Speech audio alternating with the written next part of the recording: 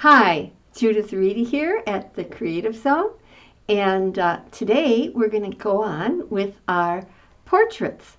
But I've kind of reached an impasse insofar as they're wet, and I can't really go on, but I'll show you what I've done so far.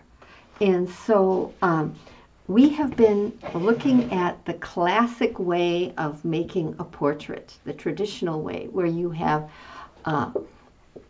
you tone your canvas, and then you begin, and you can tone it generally with an earth color, but sometimes people will tone it with reds and greens and all different things, depending on, or a dark color, a light color, a medium color.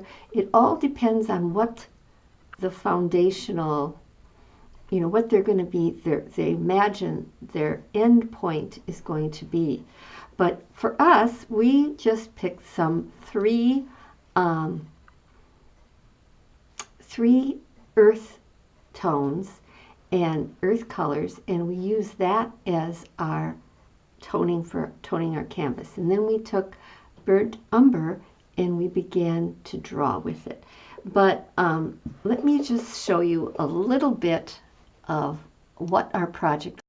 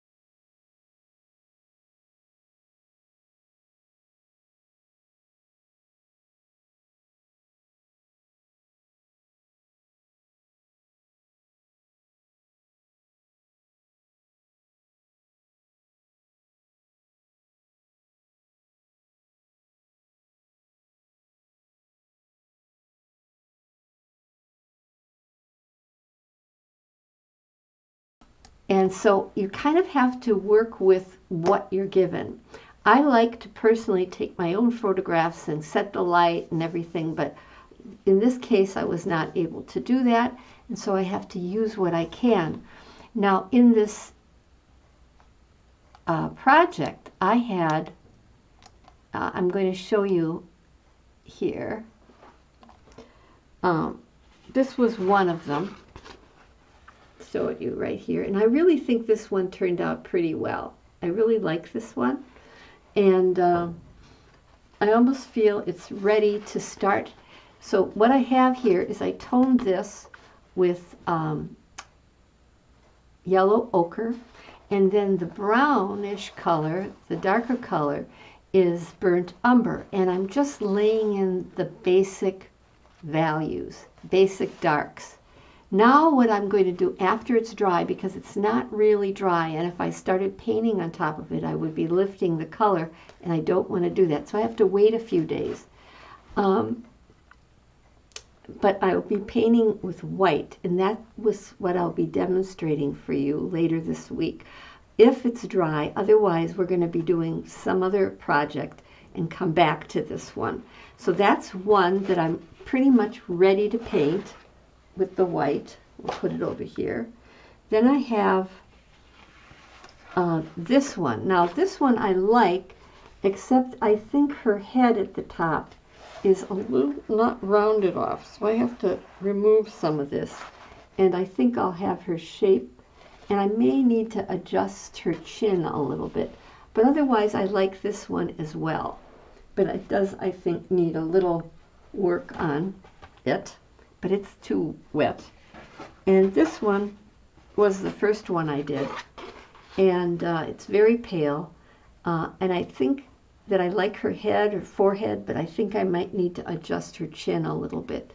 And it's much paler, but I still think after I adjust the chin, it's going to be ready for painting in the white.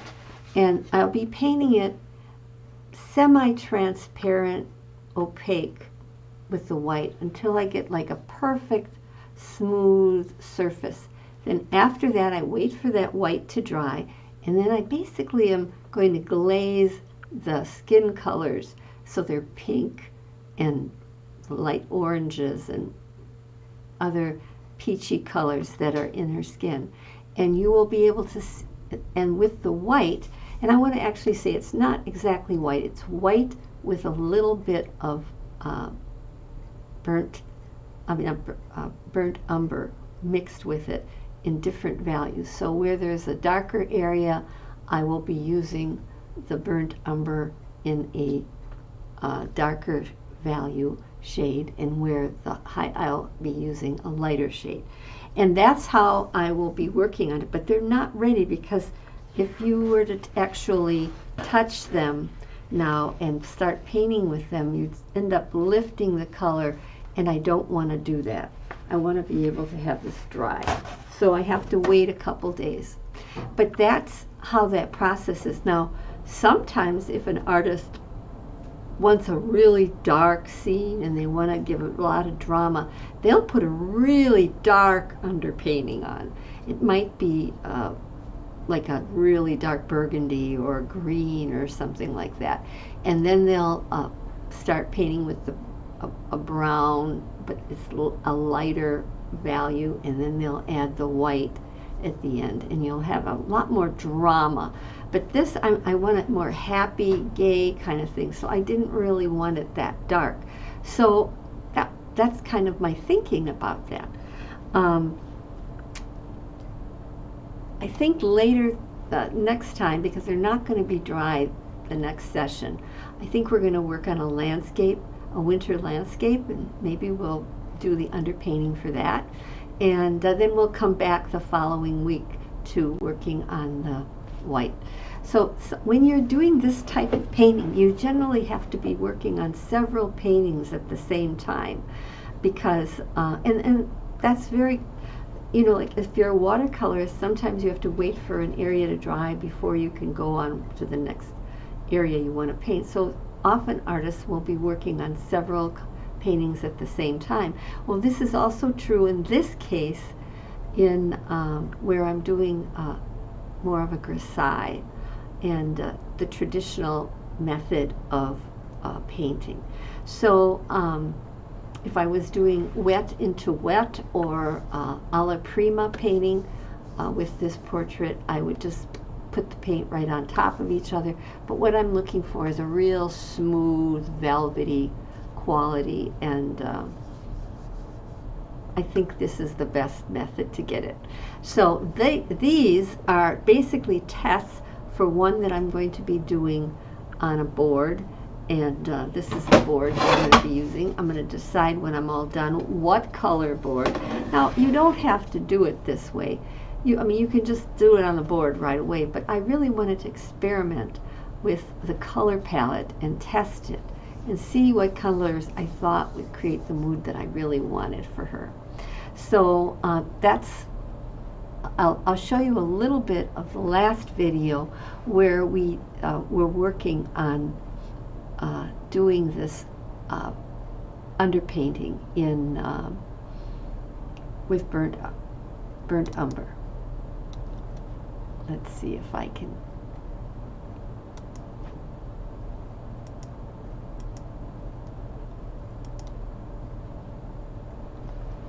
Now you can see I have oil up the canvas, and then I remove the oil. That's how I put in. Sometime I didn't wait long enough, and you see how the color lightened up. So that's why I really want to make sure to wait this time. And then I started building the underpainting. I'm just going to skip, and I used a Q-tip and other different things, and I develop the painting, and I'm just going to skip through here, working on one of the techniques you do is you put in the paint, and then you use a dry brush and you move the paint around. So you really spend more time actually with the dry brush than you do with the wet brush, because you're just basically it's almost like just moving the paint around with a brush. You see, like I just laid that paint down, and then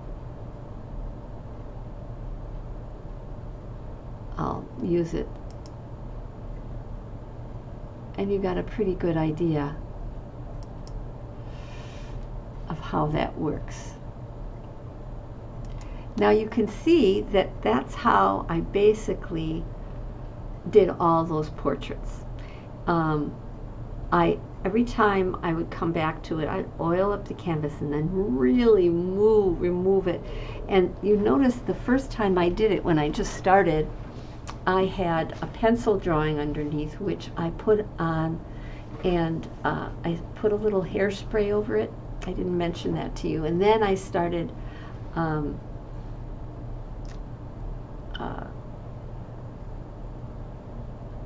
I put the wash, the underpainting, not the underpainting, the tone canvas down. And in this case it was yellow ochre. But I should have waited longer, and I really am going to need to wait longer with this one, and that's why I'm going to not be impatient. So I'll just start another painting.